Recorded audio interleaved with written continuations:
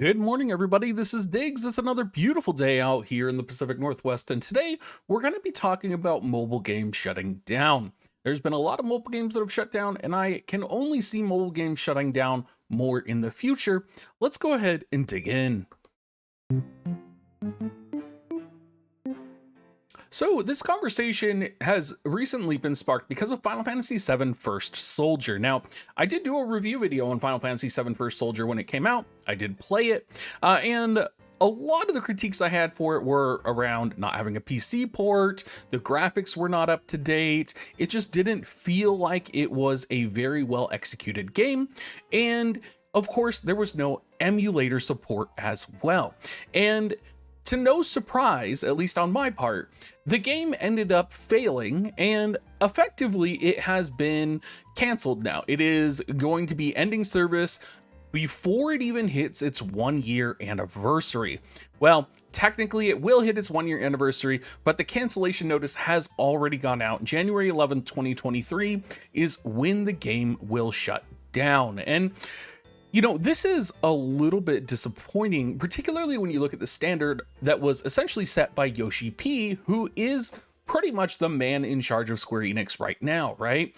You look at Final Fantasy XIV, and if you fail to execute it, you change it, you adjust it, and you make it right. And that's essentially what has been successful, and it's sad to not see this replicated in the Square Enix mobile games or any mobile games in general. This counts for Ni no Kuni, this counts for Seven Nights 2, which I also played. There's a variety of mobile games that are not hitting the mark, that aren't adjusting to their customer base, and are only focused on that initial monetary gain of the game. And you can see this in a variety of ways as we've kind of progressed through mobile games, right? You look at the mobile games that have been around for a long time, the mobile games that have been the most successful. A lot of these games are games that have changed or adjusted how they play, or they have kind of been like the original kind of progenitor of a specific genre. That would be like Arknights, for example. You could even say Brave Exvius or even Genshin Impact. A lot of these are more recent, but a lot of these games have been around for a long time. And it seems like, even as we think about like Epic 7, we don't really see these gold standard mobile games releasing right now. It's interesting too that we see games that seem on the surface to be successful, or that do kind of hit that gold standard, but because of the way the gameplay is executed, I would say in the case of Mobius, right, there was no adjustments to the gameplay that maybe would have indicated, to bring in more players. It was just end of service, right? Very similar to Record Keeper, which was also a very popular game. This was end of service as well. This had a relatively long life, but you still have Brave Exvius is still around, you still have other games still around, but then you also have Kingdom Hearts Union Cross, right? Which chose to do something a little bit different, which was to implement an offline mode, which I think is a very good way to go. I think the offline mode is a great idea, especially for mobile games that are shutting down. However, that's not what we're seeing. And what we're seeing is companies slowly over time releasing mobile games and attaching less investment to them. They're seen as immediate, quick. I use the word planned obsolescence, essentially. If you are releasing a mobile game and it does good, great. That mobile game is going to be good for 2 years and then you're going to drop it. If you release a mobile game and it doesn't do good, that sucks. We're going to drop it anyway in 2 years. We got a lot of money out of the first 100 days, which seems to be the standard for Netmarble games, at least. We're going to drop that as well. So it seems to me that there is almost a pattern of behavior now from game companies to release these games, to create mobile content that is not fully fleshed out. I think, I would even say not even have their own unique ideas. If you would look at like Path to Nowhere that just recently released, That's nothing new. That's Arknights 2.0, and they're just trying to cash in, right? You look at other games like Auto Idlers, you look at, Memento Mori, which I am playing right now. I doubt that's going to last over 100 days. I bet you the game will shut down. You have games like Sino Alice that have gone south. You have Romancing Saga right now, which I have no doubt will get canceled in the near future. You have Octopath Traveler, which I would like to see a single player version of this game released. I think this could be very successful for this game because it is very story focused. But the odds are these games aren't going to last the long haul. We already have a new Kingdom Hearts mobile game that has been announced, right? We have no doubt there'll be a new Final Fantasy mobile game coming out.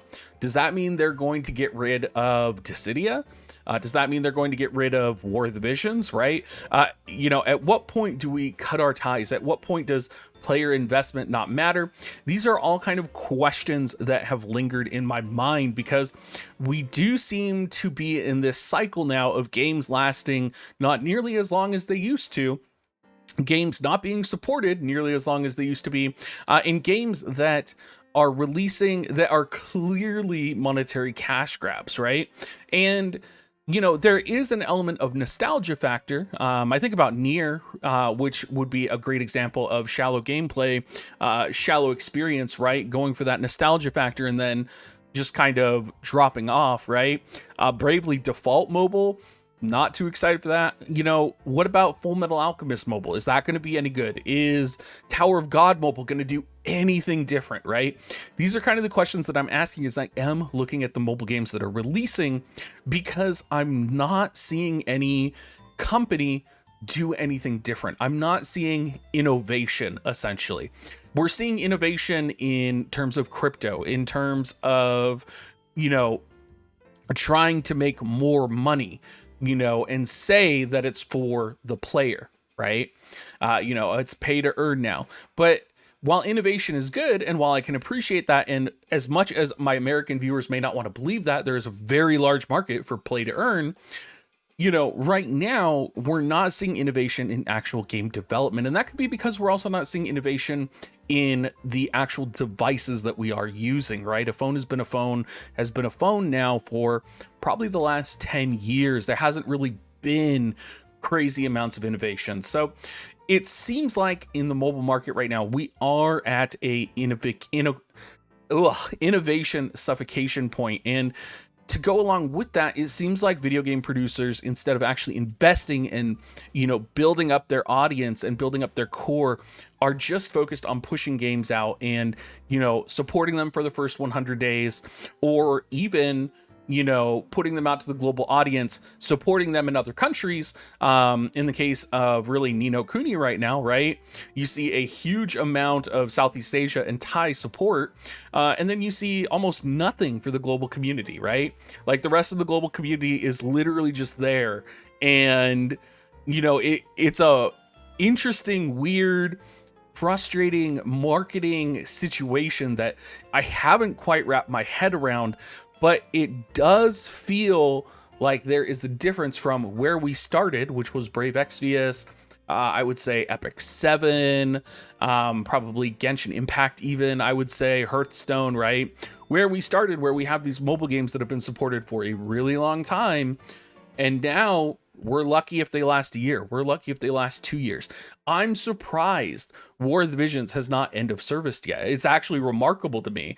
It's truly remarkable. And yes, I do understand COVID may have had something to do with some of these, but if anything, these games should have been more popular because of COVID.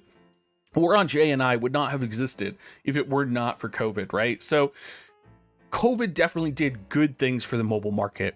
I think what it really comes down to is a lack of innovation, a lack of investment, and a lack of investing in games that are currently in their failure state, or a downward trend.